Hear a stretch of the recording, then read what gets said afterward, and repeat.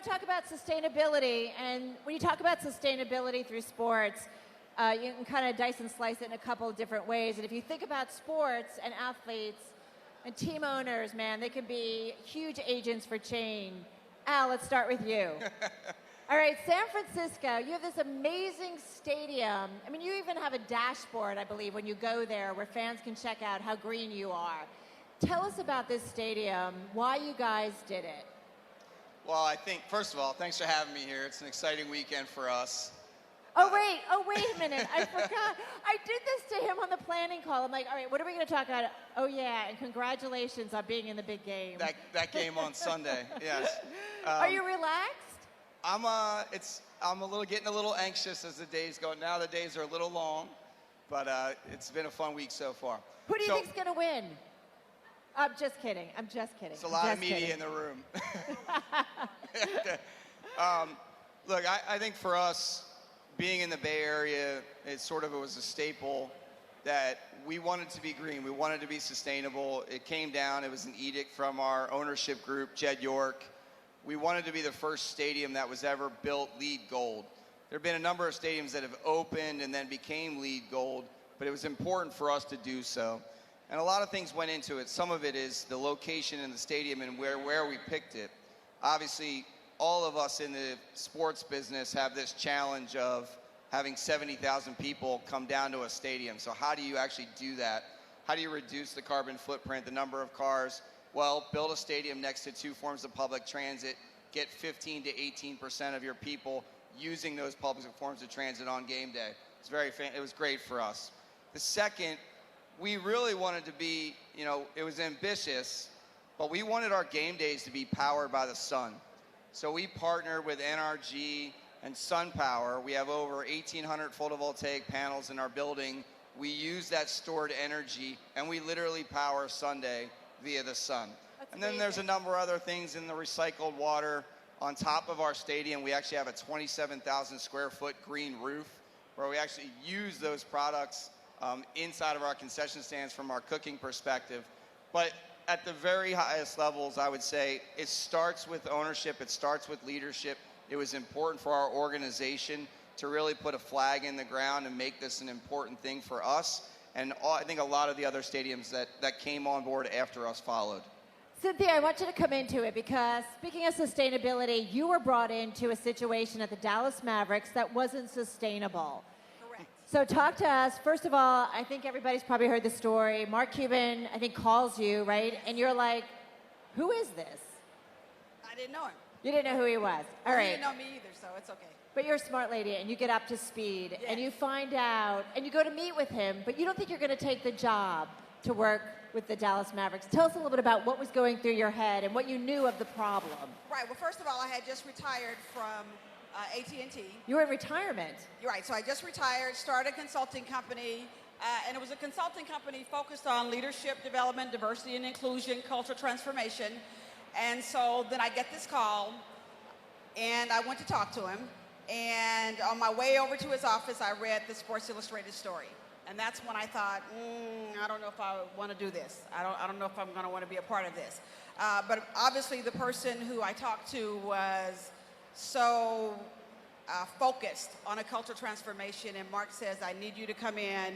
We have some issues here. I need you to come in and help us. And as I was leaving his office, 2 women stopped me to tell me their stories. I came back the next day and said, I got to do this. I just have to do this because what I have learned is it takes leadership, and you talked about that, and the tone has to be set at the top. So here's an opportunity to come in, be a part of something truly that would be sustainable, to create a culture and a climate of diversity and inclusion, not just diversity because there's a difference, but true inclusion, a sense of belonging, really having people wanting to be a part of it, really appreciating people. And so I got a chance to do it. I said yes, and it's been 23 months, and the NBA just gave us the Inclusion Leadership Award for the progress. The work is not done, right? But we've made a lot of progress. That's it. Congratulations. And I have to say, I've been quoting you because you say there's diversity and inclusion. Diversity being asked to the party. Being invited to the party. Inclusion is being asked to dance. So you can invite me to the party, and have me as the only black at the table, the only woman at the table, and your numbers look good, and I look good, and we think we've done something great, but then I don't feel included because you haven't taught me the rules, you haven't taught me the dance steps. Everybody's doing something, all the fellas are doing it, but I don't know what you're doing. And so inclusion is about teaching me those moves and making sure that I can be successful at that table. And I want to get come on in, Kirk. Would you like to dance? Oh, Cupid Shuffle. You got to do Cupid Shuffle. Let's go. Let's go. I would love that. Kirk, I got come no on. moves. Kirk, come on in on this because as you know, in our prepping phone call, you reminded us Indra Nooyi talked about performance with purpose. She did that back in, I think, 2006. And I feel like now everybody talks about people, profit, planet, right? It's become very common. When she did it, I think people were like, well, what are you talking about? This has become, you go to the PepsiCo website, it's ingrained in your culture. Talk to us about sustainability at PepsiCo. And I mean, it goes all the way up. Absolutely. Indra started with performance with purpose, and we've built on that with winning with purpose. And I would say sustainability is center plate. It's as important as profit, revenue, share, volume. Sustainability is right a part of it. We talk about our business in faster, stronger, and better. And under better, we are attacking the sustainability opportunity. Of course, plastics is a big opportunity for us. We are working incredibly hard. We're leveraging our partnerships with the NFL and the NBA to drive awareness, education, because we do believe every plastic bottle can come back as another plastic bottle if it's recycled. And that's our mission. Our mission is really to reduce our virgin plastic, to recycle, inspire consumers to recycle, and then the third one is to reinvent. And that's things like our SodaStream acquisition. It's things that are outside the bottle. So we think we have to win across all those platforms. Well, and I do think we asked this of the athletes who are on stage, about their responsibility, about, having incredible platforms and to be, social agents of change. And I do wonder how you folks see it. Cynthia, I want to go back to you for a moment. I mean, the Me Too movement certainly got it all out front and center. Tell me about the culture, though, that you walked into at the Mavericks, because from what I understand, I think you said to me, people were saying, hey, don't worry about her. She's going to be gone in 90 days. It's just about optics. That's a culture that's tough to change. Right, that's a culture that says we don't want to change. It's been like this for 20 years. It's a place that is not as friendly to women that, like you want it to be. And so change is difficult. But I got a mandate. Mark Cuban gave me a mandate to change the culture. He was serious about it. He wanted a different culture. And we brought in a leadership team. And our team now is 50% women, our leadership team from zero, 50% women, and 47% people of color. So we have a diverse leadership team around the table, and we're all on the same page. We put a set of values in place that spells crafts: character, respect, authenticity, fairness, teamwork, and safety, both physical and emotional safety. And what I told the team is that these wouldn't just be on the walls, these words, but they would operate in the halls.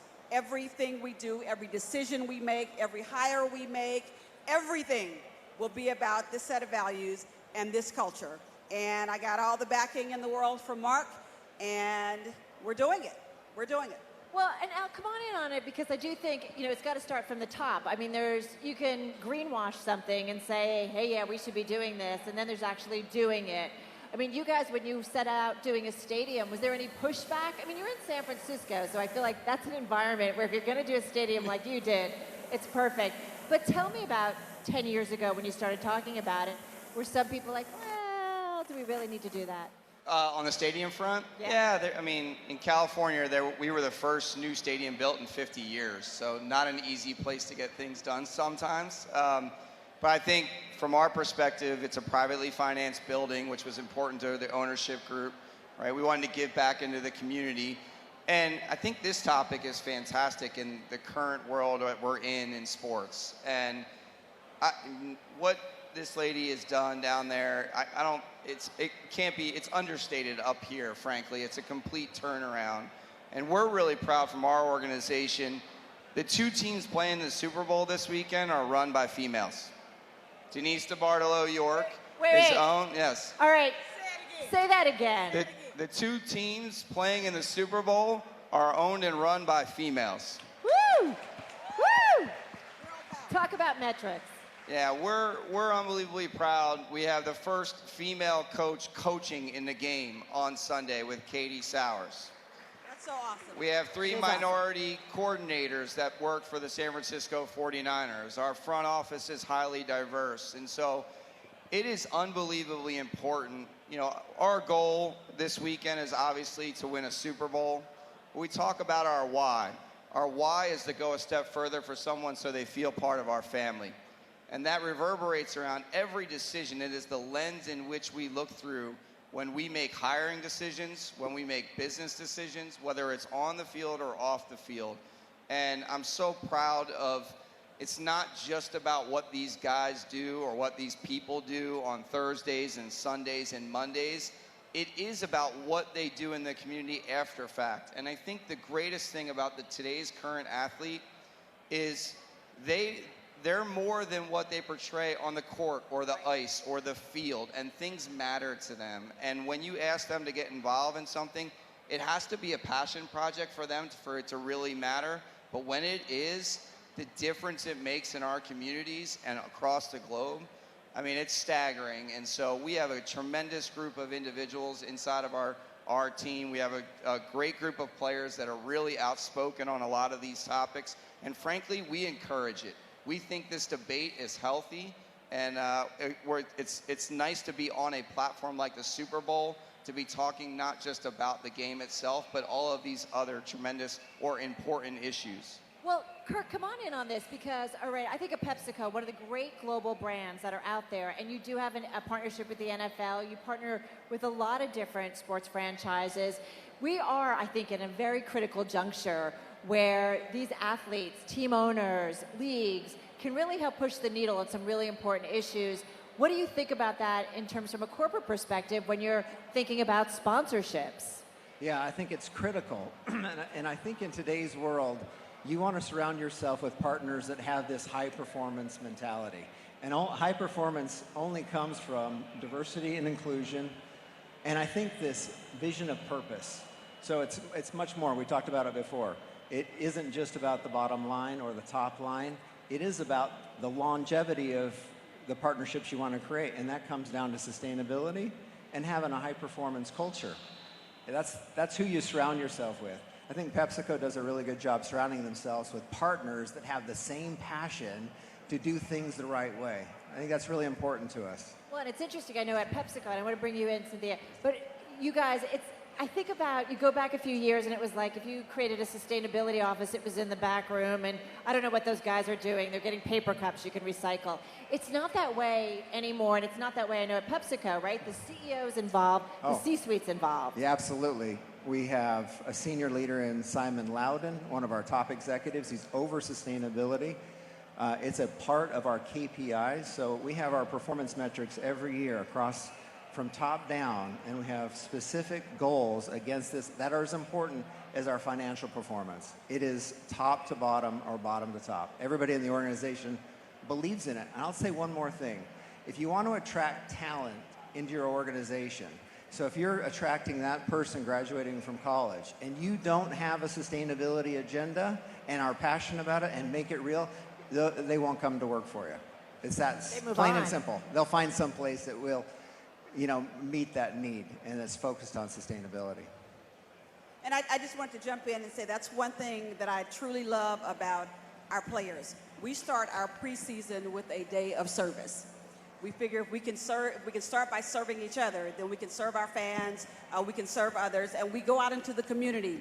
And they are so passionate about it. And even when something happens, like when you look at what J.J. Barea did when we had the crisis in Puerto Rico, they step up immediately. When we get new players, the first thing they want to know about is, what are you doing in the community?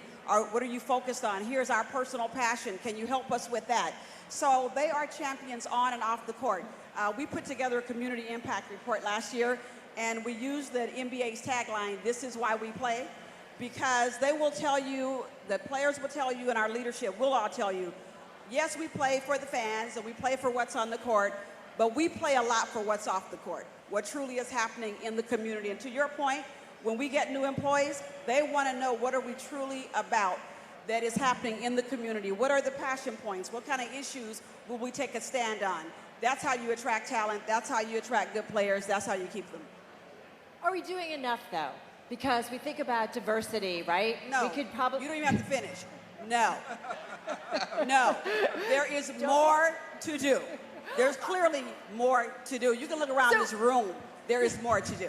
So, all right, so I want to get to you guys. So what more can we do? You had to make some drastic changes at the Mavericks. First of all, I think we have to really understand and appreciate and digest the business case for diversity and inclusion, and you gave it.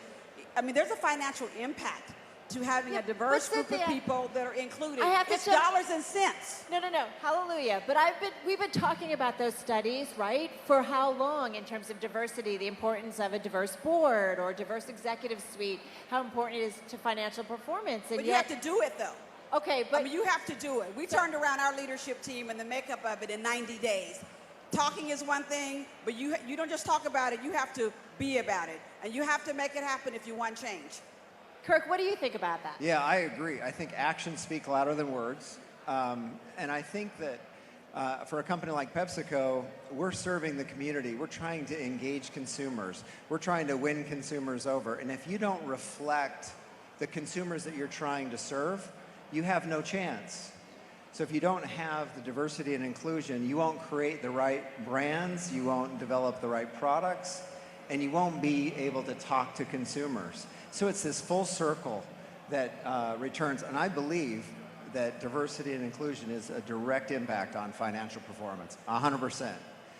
To go faster, I think it's all about holding each other accountable for it and keep raising the bar. So we'll make an achievement, but you have to keep raising the bar because it's a journey. We're not there, and there's a long way to go.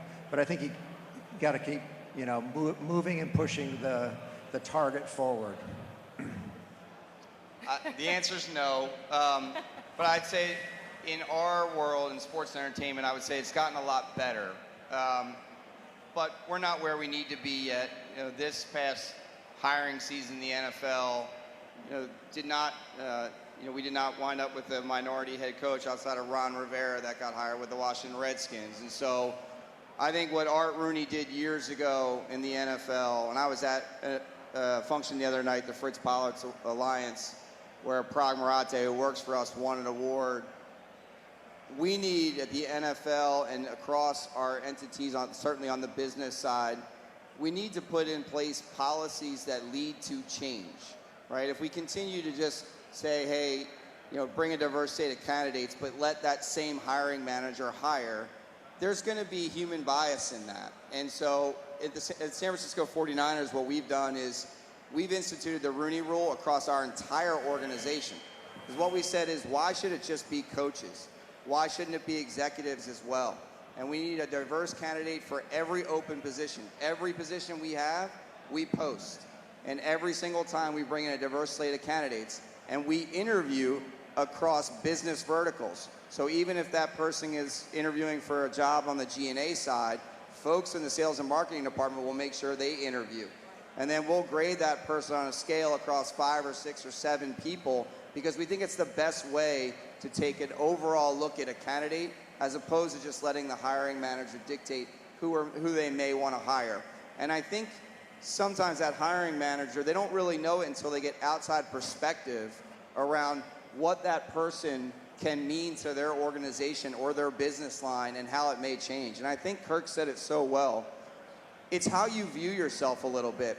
If we were just to view ourselves as an NFL football team, my answer might be different. But we're an NFL football team, and we're a sports entertainment property, and we're a fabric of our community. And we have fans across all different spectrums, whether it's the folks that go through our STEAM education platform at 6 and 7 and 8 and 9 years old, or the fans who have been with us since we played in Kezar Park, right? And every single one of those fans view us differently, and they're interested in different things about our organization, and some of that might not necessarily be what happens on the field of play. And so as our sports organizations expand, we have a venture arm, we have a real estate arm, right? We're doing so much more than what we used to be doing. And I think, frankly, that's led to us hiring outside of the box of what used to be thought of as a sports entertainment or an NFL team. And I love the phrase you used about outside of the box. One of the first opportunities I had to really see that I was working with people that get it is when Rick Carlisle, our head coach, told me that he was getting ready to bring in an assistant coach and he wanted me to meet this person. And here walks in Jeannie Busek, 8 months pregnant, and he's wanted me to talk to her because he is positive this is the person he wants to bring in because she's the most qualified candidate to be the next assistant coach to him. I said, I'm in the right place. And she's doing a fabulous, fabulous job. But it took a while to get there? I'm just thinking about when you first walked in. Well, Jenny wasn't there when I got there. Yeah. But this was Rick, Mark, Donnie Nelson saying, you know what, this is a different place. It's a different place. Well, I hear that so often that people say, go back and find a different pool. Don't keep bringing me the same pool of workers. And I think about PepsiCo. You're right, Kirk, that you've got to think about the folks that are buying your products, the younger generation. I have a teenager, and she'll look at the back of things, or she wants to know about the impact a company has on the environment, and she will shop and do things according to that. I mean, that drives what you guys are doing to some extent, or large extent. Yes, it does. and I'm inspired by that next generation because I think that next generation has so much passion that'll help us drive up recycling, drive up the sustainable packaging that we talk about.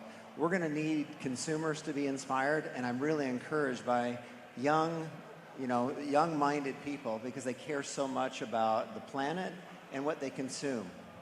Talk to me, though, a little bit about, I just want to go back to, I'll bring you in a sec, plastic recycling. Yes. Because what you say, you guys are on a mission to do something, but there's not even enough plastic out there. It's almost like the infrastructure isn't there to bring in the old plastic. It's like we have to change systems out there and raise awareness. Yes.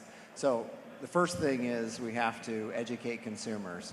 So the American Beverages Association, in partnership with Coca-Cola and Kirk, Dr. Pepper, and PepsiCo, we are working together to have common language on the packaging. We're working to get all of our packages 100% recyclable by 2025. And we're partnering with other partners like the Recycling Organization and Closed Loop to really create this environment where we can get enough plastic. But it's on us to create demand for it. So things like we're moving some brands into 100% recycled PET, like LifeWater, which creates demand. So if we're going to make this in 100% recycled PET, then that'll create demand. That will create more recycling. But we have to do multiple things to execute this plan.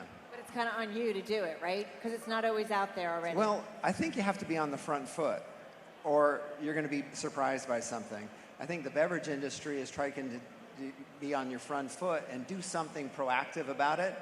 And it's that combination of education, inspiring consumers to participate. It's partnerships with the NFL and NBA. We started in 2018 with this rush to recycle at the Super Bowl in Minneapolis. We captured about 91% of all the waste. Great. It's possible.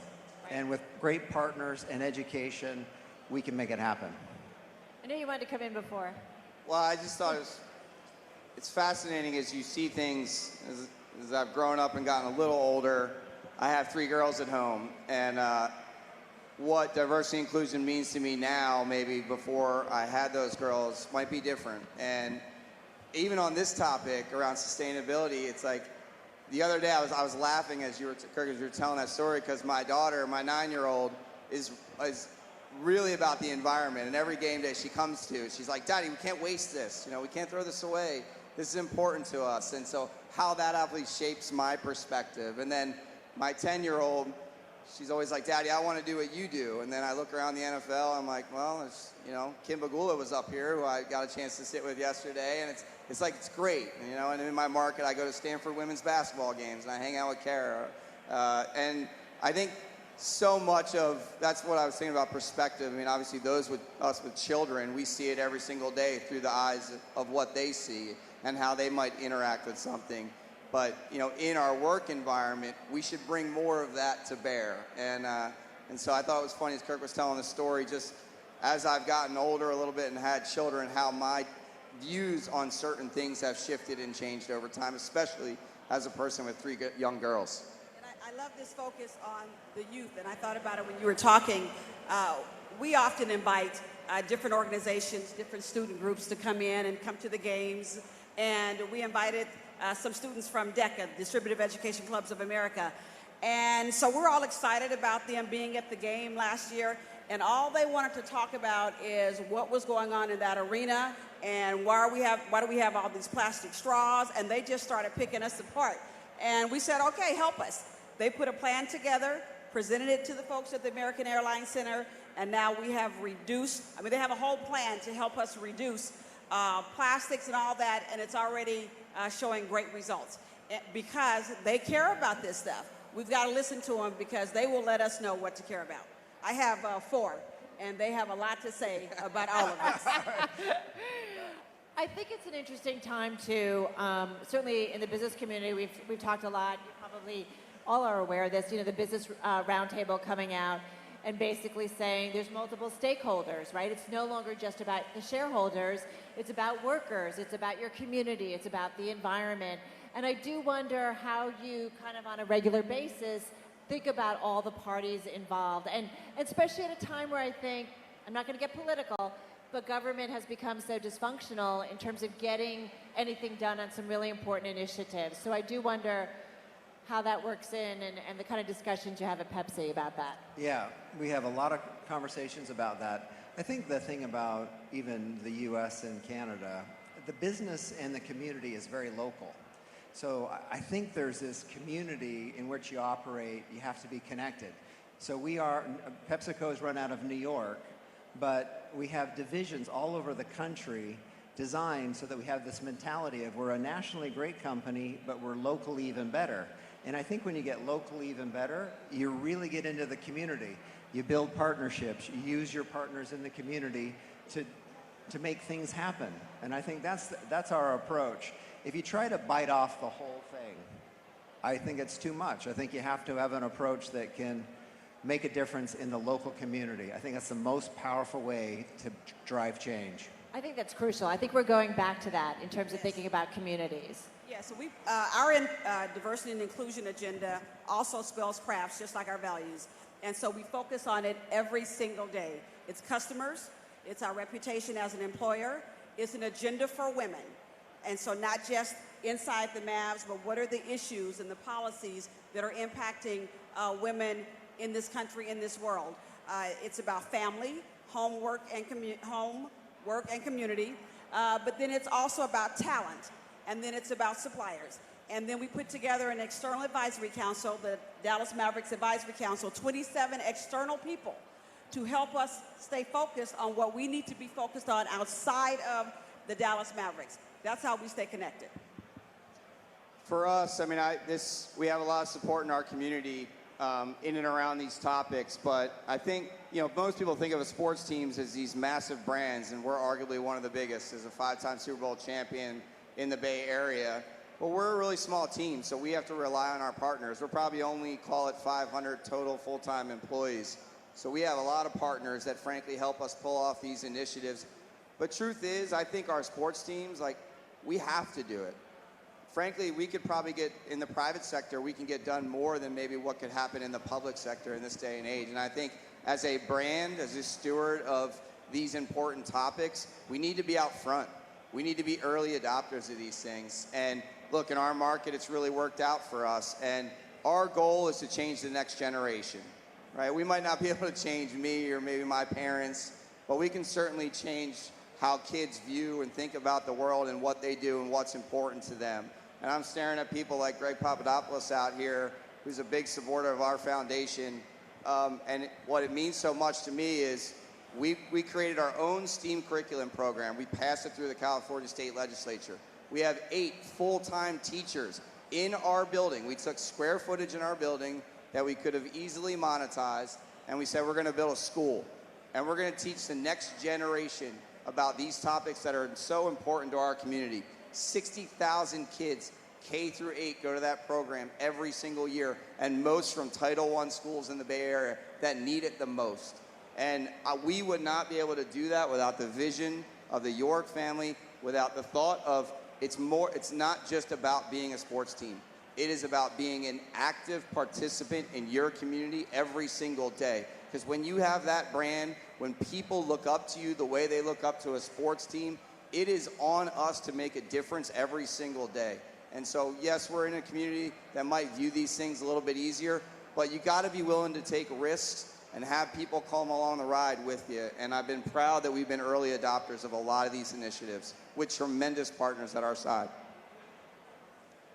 It truly comes down to, That's great. First of all, being from the San Francisco Bay Area, that warms my heart. And congratulations. Go Niners. It's really wonderful. Yes. But it really comes down to, and we say it all the time, we don't just work here, we live here too. And so the things that matter to everybody else, to the people in our communities, they matter to us too, because we're a part of this. And with the platform that we have, with the foundations that we have, with the resources that we have, we're in a unique opportunity to truly make a difference in people's lives. And we think about it and try to act on it every single day. You really do feel that you have a responsibility to do this at this point. We absolutely. Absolutely. Absolutely. 1,000%. We're obligated to do it. So what are the challenges going forward? When you think about sustainable initiatives, whether it's diversity, whether it's inclusion, whether it's really thinking about the environment. I mean, some of these trains have left the station when it comes to climate. So I do think about what are the challenges going forward, Kirk? Yeah, I think it starts with leadership. I think it starts at the top. We talked about that before. Indra Nooyi started this in Performance with Purpose. Ramon Laguartas picked up with Winning with Purpose and made it such an integral part of the company that is, again, it's center plate. But everyone and every leader in the company has to embrace it and own it. And they have to be inspired by it because you want them to go make a difference. But I think it starts at the top. You set the standard and the pace, and then your organization will take it. From a company's perspective, I think that's really important. You have to live by it. And I do believe actions speak louder than words. There have to be real KPIs. You have to hold yourself accountable. You scorecard it. You really get and I'd say this is fun. It's not all hard work. It's a lot of hard work, and it's a lot of fun because you're doing something that's good. I think some of it, I mean, let's be frank, cost at times, right? And you got to, sometimes making these decisions might cost you more. And so if you're looking... Did the stadium cost you more yeah, to do it this way? Absolutely. If in the early days, if you only look at it through that lens, right? If the lens is what is the initial return on the investment, or what is the P&L in this area? Is it positive? Is it not? If you're making decisions only through that lens, you might not decide to do some of the things that we set out to do. Now, I would argue they've paid themselves off in spades. And so having a purpose-driven organization that things that are important to you stay important to you. And if you're willing to understand that it might be a medium and long-term investment, stick with it. And you know, I think it's challenging at times, certainly in the sports and entertainment world, if we talk about sustainability, and this is not a knock on our partners. We were lucky in the sense we were building a new stadium. We could do a lot of these things. A lot of these other stadiums have been built for years, and there's not a lot they can change, right? There's only so much they could probably do. And if they had the ability to build new, they'd probably do exactly what we did and more. And that's what I'm most proud about. If you think about what the Atlanta Falcons did and Arthur Blank and the Minnesota Vikings and now Stan Kroenke in Los Angeles, they've taken it a step further. And so I think there's times where we can put ourselves in these boxes around, and look, we're a private company, so maybe I don't have to worry about shareholders. It might be an easier answer for me. But we can put ourselves in these boxes around cost, ROI, measurements, right, profitability, et cetera, and it could lead you down a road where you make short-term decisions that might not be best for the long term, for whether it's your company, whether it's the environment, whether it's diversity. And I think trying to get outside that lens and outside of that cost structure is important. Cynthia, I want you to come in, but I want to ask you because I think Al makes a really good point. We talk about this a lot, being in the private markets versus being in the public markets. yes, you have multiple stakeholders, but investors are one, and they can be just, really tough. That's true. So I'm just wondering, how does that make it more difficult for you in terms of at PepsiCo to pursue sustainable measures, diversity measures? Yeah, from a sustainability standpoint, you have to have a starting point. So a technology may be really expensive in the early years, but if there's enough demand for it, enough technology will come into the space and the cost will lower. So we'll put bottles in 100% recycled PET. It will be an investment, but the hope is that the technology, how you process recycled PET, that comes down, that cost comes down, and it will come down. I can remember a few years back, PepsiCo launched this Frito-Lay plant in Arizona that was net zero, and it's expensive. It's completely sustainable, but the biggest benefit from that plant was all the other plants across the U.S. took something from that plant. And innovation happened. There's always something to reap. There definitely is a cost. I totally agree. But if you're not willing to make that cost, it will never happen. Love it. Cynthia, challenges. And I just think one of the challenges, especially on the inclusion front, is to have the pipeline and to step back and figure out what does it take to actually invest in the pipeline. If it's a pipeline around employees, where are you recruiting? Where are you putting your money in terms of K through 12 education? I mean, this starts really, really early.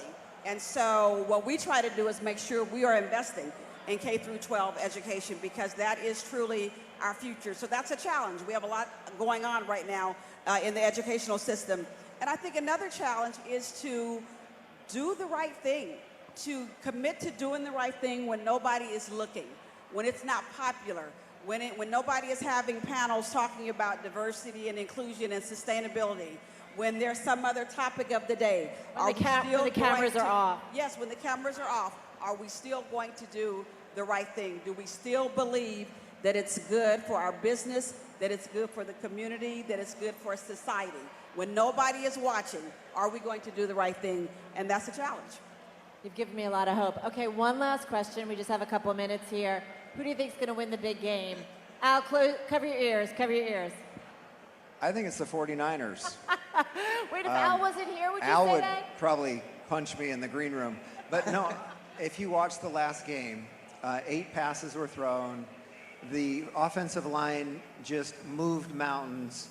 And when you can rush and play defense like that, I have to pull for the 49ers. Plus, they're PepsiCo partners. I had to take my Mavericks pin. Okay? I did it on purpose. I had to take my Mavericks pin off because I have to answer this question not being the CEO of the Dallas Mavericks. So I have to answer this question. You really did, didn't you? Being the person who spent 47 years of my life, the first 47 in the San Francisco Bay Area, and the person who has 2 sons and a nephew here for the Super Bowl.